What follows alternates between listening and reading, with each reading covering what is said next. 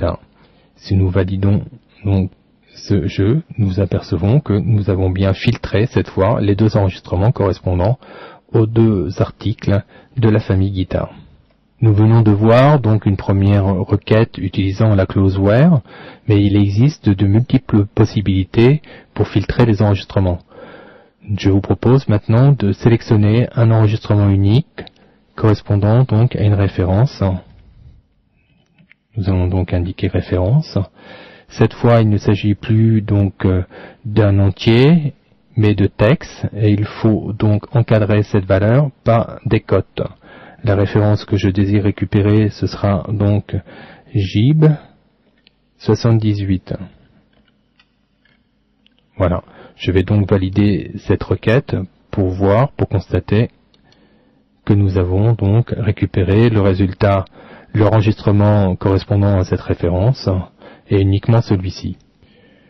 Il est important de noter, c'est une erreur fréquente en SQL, que tout ce qui est texte au niveau de valeurs doit être encadré impérativement par des simples cotes.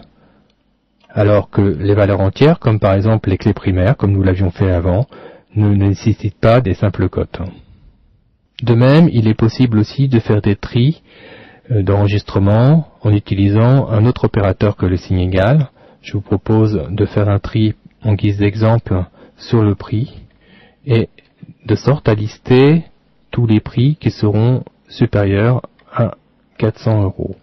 Nous allons tester cette nouvelle requête et nous constatons que nous avons bien effectivement les deux enregistrements, les deux articles qui correspondent avec des prix, donc 600 et 800 €. Il est aussi fréquent d'avoir à réaliser des requêtes plus complexes que celles que nous venons de réaliser jusqu'à présent, puisque nous n'avons qu'une seule clause. Dans ce cas-là, il est préférable d'utiliser les parenthèses pour relier les différentes clauses entre elles, et d'utiliser donc des opérateurs logiques. Nous allons utiliser notamment l'opérateur logique AND. Nous allons donc ajouter une deuxième clause. En l'occurrence, je propose de faire une sélection sur les familles ID. Et nous allons donc indiquer que la famille que nous désirons sélectionner est égale à 1, donc la famille des guitares.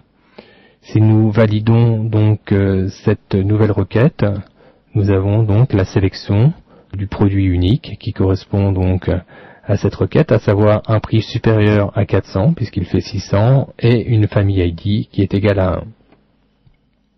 Pour clôturer cette leçon, nous allons maintenant voir une clause qui est souvent utilisée, notamment dans les moteurs de recherche, pour rechercher des articles par rapport au nom ou une partie du nom. Je vous propose en l'occurrence de rechercher un article dont la description contient guitare, par exemple. Donc nous allons préciser description, like,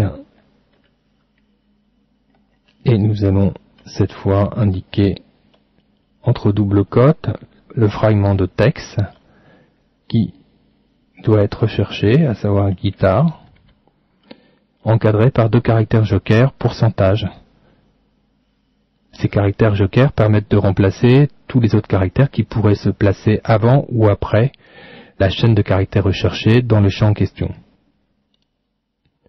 Nous voyons effectivement que cette requête n'est pas très sélective puisque nous avons guitare dans tous les enregistrements. Nous allons donc affiner cette recherche et nous allons donc rechercher par exemple la chaîne JIB par exemple.